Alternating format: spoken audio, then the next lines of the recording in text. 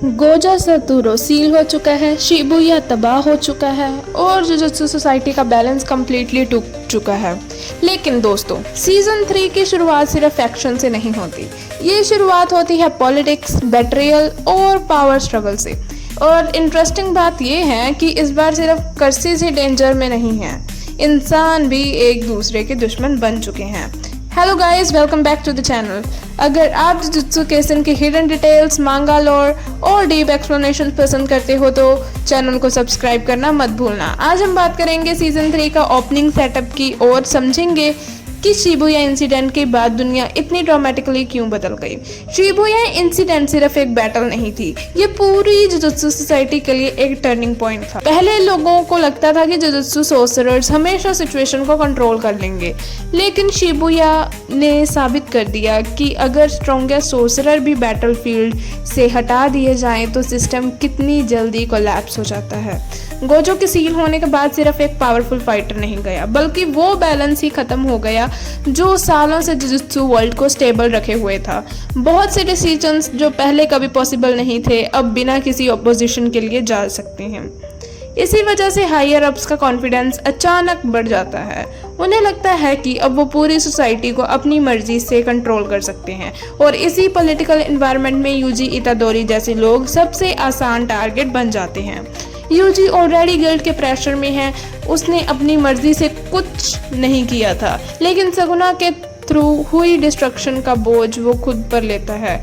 ये गिल्ड भी उसका कैरेक्टर को और मैच्योर बनाता है। सीजन 1 वाला चीयरफुल यूजी और अब का यूजी बिल्कुल अलग इंसान बन चुके हैं।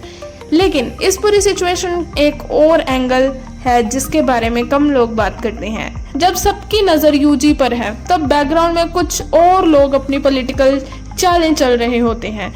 यहीं से शुरू होती है ज़ेनिन क्लैन की इंटरनल कन्फ्लिक्ट की स्टोरी। अब बात करते हैं मेगुमी फुशिगुरो की। पहली नज़र में मेगुमी एक काम और रिजर्व्ड कैरेक्टर लगता है, लेकिन उसकी फैमिली हिस्ट्री जुजुत्सु काइसेन की सबसे कॉम्प्लिकेटेड स्टोरीज में से एक है। मेगुमी का जन्म फुशिगुरो फैमिली में हुआ था, लेकिन उसका ब्लड रिलेशन ज़ेनिन क्लैन से है। उसके फादर तोजी फुशिगुरो असल में ज़ेनिन क्लैन में पैदा हुए थे, लेकिन कर्स्ड एनर्जी ना होने की वजह से उनके साथ बचपन में ही डिस्क्रिमिनेशन होने लग गया था। क्लैन ने उन्हें कभी एक्सेप्ट नहीं किया। इसी इंसल्ट की वजह से तोजी ने ज़ेनिन क्लैन का सरनेम छोड़ दिया। आयरनी देखिए, जिस क्लैन ने तोजी को रिजेक्ट किया वही क्लैन बाद में उसके बेटे मेगुमी को अपने फ्यूचर लीडर बनाने की सिचुएशन में आ जाता है। ये सिर्फ फैमिली ड्रामा नहीं है, इसके पीछे एक बहुत बड़ा पॉलिटिकल रीजन है। ज़ेनिन क्लैन सिर्फ एक फैमिली नहीं बल्कि जुजुत्सु सोसाइटी के सबसे इन्फ्लुएंशियल क्लैन्स में से एक है। क्लैन हेड बनना मतलब रिसोर्सेज, इन्फ्लुएंस, ट्रेंड सोर्सरर्स और डिसीजन मेकिंग पावर का कंट्रोल मिलना। इसीलिए सक्सेशन इतना इम्पोर्टेंट बन जाता है। सबको लगता है कि नेचुरली नाओया ज़ेनिन अगला हेड बनेगा। वो पावरफुल भी है और खुद को सबसे डिजर्विंग मानता है, लेकिन सर्कमस्टांसेस उसके फेवर में नहीं जाते। और इसी पॉइंट से नाओया और मेगुमी के बीच का कॉन्फ्लिक्ट सिर्फ पर्सनल राइवलरी नहीं रहता, ये ईगो, लेगेसी और अथॉरिटी की फाइट बन जाती है। सबसे इंटरेस्टिंग बात यह है कि मेगुमी खुद कभी पावर के पीछे नहीं भागा।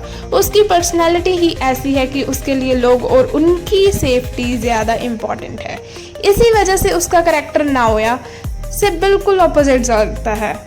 एक तरफ नाओया है जो स्टेटस और सुपरियोरिटी को सब कुछ मानता है, दूसरी तरफ मेगुमी है जो रिस्पॉन्सिबिलिटी को पावर से भी ज़्यादा इम्पोर्टेंस देता है। और शायद इसी वजह से कहानी हमें ये दिखाना चाहती है कि असली लीडर वो नहीं है जो कुर्सी चाहता है, बल्कि वो होता है जो रिस्पॉन्सिबिलिटी से भागता ना हो। यही कन्फ्लिक्ट आगे चलकर सिर्फ मेगुमी की लाइफ ही नहीं बल्कि पूरे ज़ेनिन क्लैन का फ्यूचर बदलने वाला है। और इसी वजह से सीज़न 3 के शुरू होने के साथ ही हमें समझ आ जाता है कि आगे की स्टोरी सिर्फ कर्सिस की नहीं बल्कि इंसानों के ग्रीड, पॉलिटिक्स और लेगेसी की भी होने वाली है। अब दोस्तों, कहानी और भी इंटरेस्टिंग हो जाती है क्योंकि यहाँ से शुरू होता है एक ऐसा इनहेरिटेंस कन्फ्लिक्ट जो सिर्फ एक फैमिली का मैटर नहीं बल्कि पूरी जुजुत्सु सोसाइटी की पॉलिटिक्स को इफेक्ट करता है। शिबुया इंसिडेंट के बाद ज़ेनिन क्लैन का सबसे बड़ा सवाल था, अब अगला हेड क्लैन का कौन बनेगा। सबको पूरा यकीन था कि जवाब सिर्फ एक है, नाओया ज़ेनिन। नाओया बचपन से ही अपने आप को फ्यूचर लीडर मानता था। उसे लगता था कि स्ट्रेंथ ही सब कुछ होती है और ज़ेनिन क्लैन की आइडियोलॉजी भी कुछ हद तक इसी सोच पर चलती थी। जो पावरफुल है वही रिस्पेक्ट डिजर्व करता है। लेकिन फिर अब सामने आती है नाओबितो ज़ेनिन की विल में एक स्पेशल कंडीशन रखी गई थी और इस एक डॉक्यूमेंट ने सब कुछ बदल दिया। अगर गोजो सतोरू किसी वजह से अपनी ड्यूटी कंटिन्यू नहीं कर सके तो ज़ेनिन क्लैन का अगला हेड नाओया नहीं बल्कि मेगुमी फुशिगुरा बनेगा। यह सिर्फ एक नाम चेंज नहीं था, इसका मतलब था कि क्लैन की authority, political influence, properties, financial resources और कई इंपॉर्टेंट डिसीजंस का कंट्रोल सिर्फ एक इंसान लेगा और वो है मेगुमी। सोचो नाओया के लिए ये कितना बड़ा शौक होगा।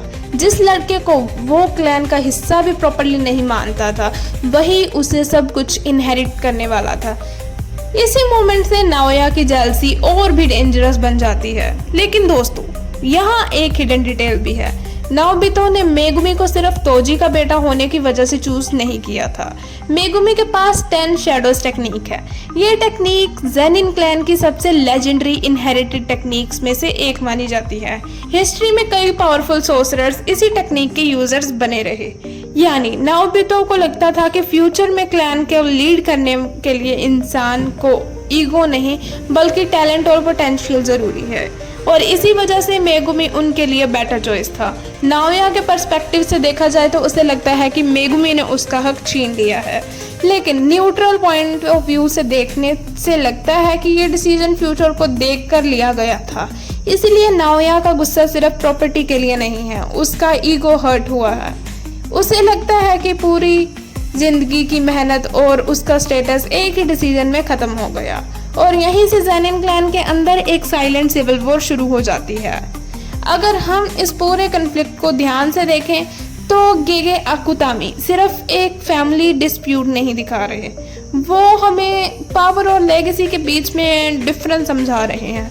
मेगुमी और नाओया एक ही क्लैन से बिलोंग करते हैं लेकिन दोनों की पर्सनैलिटीज बिल्कुल ऑपोजिट हैं।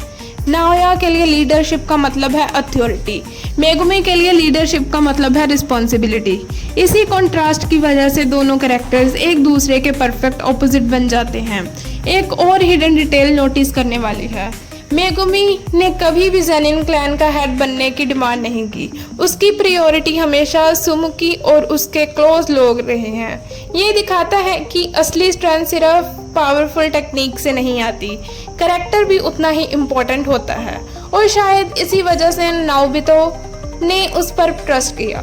अब अगर हम फ्यूचर पर्सपेक्टिव से देखें तो ये इनहेरिटेंस कन्फ्लिक्ट सिर्फ एक बैकग्राउंड स्टोरी नहीं है, ये आने वाले कई मेजर इवेंट्स का फाउंडेशन है। ज़ेनिन क्लैन के अंदर जो नफरत और ईगो सालों से बिल्ड हो रही थी उसका इम्पैक्ट बाद में और भी क्लियरली दिखाई देता है और इसी कन्फ्लिक्ट की वजह से कई कैरेक्टर्स की जिंदगी हमेशा के लिए बदल जाती है। यही रीजन है कि सीजन 3 की बिगनिंग सिर्फ एक्शन सेटअप नहीं है, ये हमें बताती है कि जुजुत्सु कैसिन की दुनिया में सबसे डेंजरस चीज हमेशा कर्स नहीं होती। कभी कभी इंसान की ग्रीड, प्राइड और पावर की भूख भी उतनी ही डेंजरस होती है। तो दोस्तों आज की वीडियो में हमने समझा कि मेगुमी और ज़ेनिन क्लैन के बीच में क्या कन्फ्लिक्ट था और सिर्फ ये कन्फ्लिक्ट फैमिली इनहेरिटेंस का इशू नहीं था बल्कि पूरी जुजुत्सु सोसाइटी की पॉलिटिक्स का एक इम्पॉर्टेंट टर्निंग पॉइंट था। अगर आपको ये डिटेल्ड ब्रेकडाउन पसंद आया हो तो वीडियो को लाइक ज़रूर करें, चैनल को सब्सक्राइब करें और कमेंट्स में बताइए क्या नाओबितो का डिसीजन सही था या नाओया ही क्लैन का हेड बनना डिजर्व करता है। अगली वीडियो में हम इसी स्टोरी लाइन का नेक्स्ट फेज और भी हिडन डिटेल्स को डिकोड करेंगे। तब तक के लिए मिलते हैं आपसे in the next video. Sayonara, thanks for watching.